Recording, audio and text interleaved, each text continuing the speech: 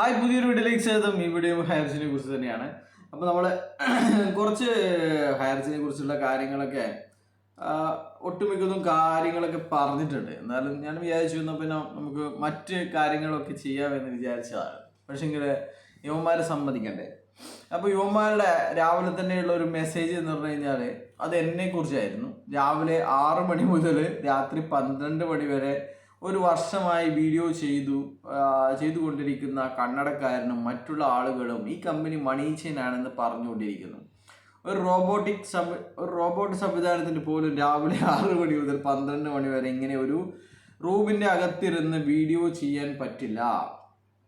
കാരണം ഒന്നുകിൽ അവർക്ക് നട്ടപ്രാന്താണ്, അല്ലെങ്കിൽ അവർക്ക് മറ്റുള്ളവരിൽ നിന്ന് ലക്ഷങ്ങൾ ലഭിക്കുന്നുണ്ട് എന്നാണ് പറയുന്നത്. വീട്ടിലെ ഭാര്യയ്ക്കും കുട്ടികൾക്ക് പോലും ഒന്ന് സംസാരിക്കാൻ പോലും ഇത്ര സമയം ഈ കൂട്ടർ സമയം മാറ്റിവെക്കാറില്ല. ഈ കമ്പനിക്കെതിരെ വത്സൻ ഒരു പരാതി കൊടുത്തു. അതിന്മേൽ കോടതി അന്വേഷിക്കാൻ പറഞ്ഞു. ബഡ്സ് ആക്ട് നിയമപ്രകാരം 60 ദിവസത്തിനുള്ളിൽ സർക്കാരിന് അന്വേഷണ റിപ്പോർട്ട് കൊടുക്കാൻ കഴിഞ്ഞിട്ടില്ല. 1 വർഷമായിട്ടും അന്വേഷണ റിപ്പോർട്ട് ആയിട്ടില്ല എന്ന് കേൾക്കുന്നു. ഇതേതും വിഡ്ഢിയാണ്. അഭിലാഷൻ, നീ തന്നെയാണോ ഇത്? നീ തന്നെ ആയിരിക്കാം, ചിലപ്പോൾ എനിക്കായിരിക്കാം ഈ ഇംഗ്ലീഷിലുള്ള ജഡ്ജ്മെൻറ്റോ ഇംഗ്ലീഷിനെ കുറിച്ച് തീരെ വിവരമില്ലാത്തത് നീയാണ്. ഇംഗ്ലീഷ് വായിക്കാൻ തീരെ അറിയാത്തത് നീയാണ്. എനിക്കറിയുന്നത് ഇതാണ്, നീൻ്റെ രാവിലെ മുതൽ വൈകുന്നേരം വരെ മുന്നോട്ടുള്ള നടപടികളിൽ നീ ഇങ്ങനെ ഒലിപ്പിച്ച് നടക്കുകയല്ലേ നീ ചെയ്യുന്നത്. നീ എന്താ എന്നെക്കുറിച്ച് ഒന്നും അറിയില്ല എന്നാണ് വിചാരം. 1 മണി വരെ എന്തിനോ കാവലിരുന്നവനല്ലേ നീ. അപ്പോൾ രാത്രി 1 മണി വരെ അല്ലാതെ എന്നാലും ഇവൻ്റെ എഴുതി വിട്ടതല്ലേ, ഫുള്ള് വായിക്കണ്ടേ. കോടതി വിധി പറയാൻ വച്ച കേസിൽ വിധി പറഞ്ഞതിന് ശേഷം മാത്രമേ ഒരു കമ്പനി തെറ്റ് ചെയ്തിട്ടുണ്ടോ എന്ന് പറയാൻ സാധിക്കുകയുള്ളൂ. അല്ലാതെ 1 വർഷമായി കുരയ്ക്കുന്ന ഈ ഭ്രാന്തന്മാരുടെ വാക്ക് വിശ്വസിക്കുന്നവർ അവരെ വിശ്വസിച്ച് നീങ്ങുക, അല്ലാതെ വേറെ ഓപ്ഷൻ ഇല്ല. എന്തായാലും ചുരുങ്ങിയ ദിവസത്തിനുള്ളിൽ കോടതി വിധി വരും. ബാക്കിയുള്ള എല്ലാ ആൾക്കാരും എന്നിട്ട് തീരുമാനമെടുക്കാമെന്നാണ്. അപ്പോൾ ഇവന് പോലും ഉറപ്പില്ല എന്താണ് കോടതി വിധി. ഇവരുടെ ഭാഗമെല്ലാം ക്ലിയറാണ്. ലക്ഷക്കണക്കിന് രൂപ മണിക്കൂറിന് വാങ്ങുന്ന അഡ്വക്കേറ്റിനേക്ക് കൊണ്ടുവന്നു. 8 ലക്ഷവും 3 ലക്ഷവും ഒക്കെയാണ് ഇവർ വാങ്ങിച്ചിരുന്നത്. എന്നിട്ടും ഒന്നും ഒരു വിശ്വാസമില്ല അല്ലേ. അതാണ് കാര്യം. വെച്ച് കഴിഞ്ഞാൽ മണി ചെയിൻ എപ്പോഴും മണി ചെയിൻ തന്നെയാണ്. നീ എന്താ പറഞ്ഞത്? 60 ദിവസത്തിനുള്ളിൽ സർക്കാരിന് അന്വേഷണ റിപ്പോർട്ട്. എന്ത് അന്വേഷണ റിപ്പോർട്ട്? എന്ത് വിഡ്ഢിത്താടാ നീയൊക്കെ പറയുന്നത്? എന്ത് അന്വേഷണ റിപ്പോർട്ട്? കോമ്പറ്റന്റ് അതോറിറ്റി ഒരു സ്ഥാപനത്തെ ടെമ്പററി ആയിട്ട് ഫ്രീസ് ചെയ്ത് കഴിഞ്ഞാൽ അവരുടെ എല്ലാ സ്ഥാവര ജംഗമ വസ്തുക്കളുടെയും റിപ്പോർട്ട് അസിസ്റ്റന്റ് കോമ്പറ്റന്റ് അതോറിറ്റിയായ ജില്ലാ കളക്ടർ കോടതിയിൽ സമർപ്പിക്കണം എന്നാണ് നിയമത്തിൽ പറയുന്നത്. അത് വില്ലേജ് ഓഫീസിൽ നിന്നും തഹസിൽദാരുടെ നിന്നും RTOയുടെ കയ്യിൽ നിന്നും ഒക്കെയുള്ള റിപ്പോർട്ട് വൈകി എന്നുള്ളത് കൊണ്ടാണ് 60 ദിവസത്തിനുള്ളിൽ സമർപ്പിക്കേണ്ട റിപ്പോർട്ട് 72ാമത്തെ ദിവസം സമർപ്പിച്ചിരിക്കുന്നത്.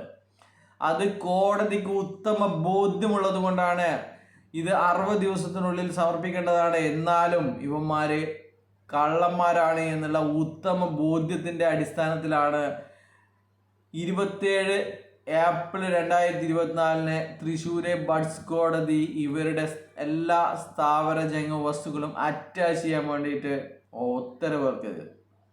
ആ ഉത്തരവിനെയാണ് ഇവർ ഹൈക്കോടതിയിൽ ചാലഞ്ച് ചെയ്തത്. 60 ദിവസത്തിന് പകരം 72ാമത്തെ ദിവസമാണ് ഇവർ ഈ അപ്ലിക്കേഷൻ ഇവരുടെ ലോറി, ഇവരുടെ വാഹനങ്ങളുടെയും ഇവരുടെ സ്വത്തുക്കളുടെയും ഇവരുടെ ബാങ്ക് വിവരങ്ങളും എല്ലാം തന്നെ കണക്കാക്കി കോടതിയിൽ സമർപ്പിച്ചത് 72ാമത്തെ ദിവസമാണ്. അതുകൊണ്ട് ഇത് നിയമപ്രകാരമല്ല എന്ന് പറഞ്ഞിട്ട് കോടതിയിൽ ഇവർക്ക് അനുകൂല വിധി തന്നെ നമുക്ക് പറയാം. ഇത് നിയമപ്രകാരമല്ല, ഇത് തിരിച്ച് കോടതി വീണ്ടും പരിശോധിക്കണമെന്ന രീതിയിൽ കോടതി ഉത്തരവിട്ടിരിക്കുന്നത്. ഇവരുടെ ബിസിനസ് എന്താണ് എന്ന് ഇവർ വേണമെങ്കിൽ ഒന്നും കൂടി പരിശോധിച്ചോ എന്ന് പറഞ്ഞിട്ട് ഇതിനെയാണ് ഈ നായിൻ്റെ മക്കൾ വളച്ചൊടിച്ച് ഈ രീതിയിൽ പറയുന്നത്. എന്ത് ചെയ്യാനാണെന്നറിയില്ല. അപ്പോൾ അതിനുശേഷം ഇവർ പറയുന്നത് കോടതി തെറ്റ് ചെയ്തിട്ടുണ്ടോ ആണ്. ഈ തെറ്റ് ചെയ്തിട്ടുണ്ടോ? നീയൊക്കെ എങ്ങനെയാണ് പൈസ ഉണ്ടാക്കിയെന്ന് അറിഞ്ഞാൽ അത് തന്നെ തെറ്റാണ്. ഏത് സൂപ്പർ മാർക്കറ്റിൽ നിന്നുള്ള വരുമാനം കൊണ്ടാണ് നീ എനിക്കൊക്കെ നീയൊക്കെ പറയുന്നുണ്ടല്ലോ എനിക്കൊന്നും പൈസ കിട്ടാനില്ല, പക്ഷെ എന്നെ ചേർത്തവർക്ക് പൈസ കിട്ടാനുണ്ടെന്നാണ് ഇവൻ പറയുന്നത്. ഇവനൊക്കെ ഒരു മിനിറ്റ് നമ്മളോടൊക്കെ നേരിട്ട് സംസാരിക്കാൻ ഇവനൊക്കെ കഴിയോ? ഇവനൊക്കെ ഫോൺ വിളിച്ചാൽ പോലും എടുക്കില്ല ഇവന്. ഇതാണ് ഇവൻ കട്ട് ചെയ്യുക. ഇവൻ വാട്സപ്പിൽ ഒരു ചാറ്റ് ചെയ്യാൻ ഇവൻ സമ്മതിക്കില്ല, ഇവൻ ബ്ലോക്ക് ചെയ്യും. ഇവരൊന്നും വേറെ ഒരു വാട്സപ്പ് ഗ്രൂപ്പിലും ഇല്ല, ഇവർക്ക് കാര്യങ്ങൾ അറിയുന്നില്ല. അതാണ് അവസ്ഥ. അപ്പോൾ ഇതാണ് ബഡ്സ് കോടതി ആൾറെഡി പറഞ്ഞിരിക്കുകയാണ്. എറണാകുളത്തെ PMLA കോടതി ആൾറെഡി ഇയാൾ പ്രഥമ ദൃഷ്ട്യാ കുറ്റക്കാരനാണെന്ന് പറഞ്ഞിട്ടാണ് ഈ മാസം 21 വരെ ജയിലിലിട്ടിരിക്കുന്നത്. ഈ മാസം 21 വരെ ജയിലിലിട്ടിരിക്കുകയാണ്. വിവിധ പോലീസ് സ്റ്റേഷനുകളിൽ 50-ലധികം FIR രജിസ്റ്റർ ചെയ്തിട്ടുണ്ട്. ആ കേസിലൊക്കെ ഫോർമൽ അറസ്റ്റ് നടന്നുകൊണ്ടിരിക്കുകയാണ് എന്നിട്ടാണ് ഇവന്മാരൊക്കെ പറയുന്നത് 3600 കോടി രൂപ തട്ടിച്ചു, അത് വീതം വെച്ചു, ബാക്കി വരുന്നത് 212 കോടിയാണ്. പിന്നെ എന്ത് തെളിവാണ് നിങ്ങൾക്കൊക്കെ വേണ്ടത്? കോടതിയുടെ മുമ്പാകെ ഒരുപാട് തെളിവുകളുണ്ട്. ആ തെളിവുകളൊക്കെ വായിലേക്കൂടെ പറയുന്ന തെളിവുകളാണ്. ഒരു രേഖയുമില്ല, ഓഡിറ്റ് ചെയ്തിട്ടില്ല. 2 വർഷമായിട്ട് ഓഡിറ്റ് ചെയ്തിട്ടില്ല. 21-22 ഇവരുടെ സ്ഥാപനം അവസാനമായിട്ട് ഓഡിറ്റ് ചെയ്ത് നഷ്ടത്തിലാണ്. ഓഡിറ്റ് റിപ്പോർട്ടിൽ പോലും നഷ്ടത്തിലാണ്. പക്ഷെങ്കിൽ കോടിക്കണക്കിന് വരുമാനം നേടിയ പ്രൊമോട്ടർമാരുണ്ട് ഈ കമ്പനിയിൽ. എങ്ങനെയാണ് 10,000-ൽ 6,500 രൂപയും വീതിച്ചു പോവുകയാണ്. ബാക്കി 3,500 രൂപയാണ് മറ്റ് ചെലവുകൾക്ക് വേണ്ടിയിട്ട്, മറ്റ് വീതം വെപ്പുകൾക്ക് വേണ്ടി, കമ്പനിയുടെ ഡയറക്റ്റ് വീതം വെപ്പുകൾക്ക് വേണ്ടി എടുക്കുന്നത്. ഇതൊക്കെ ആർക്കാണ് അറിയാത്തത്? എത്രയോ ലക്ഷക്കണക്കിന്, നിന്റെ അച്ഛനായിരിക്കും തരുന്നുണ്ടാവുക ലക്ഷക്കണക്കിന് രൂപ. പറയുന്നില്ലല്ലോ എന്നെ കൊണ്ട്.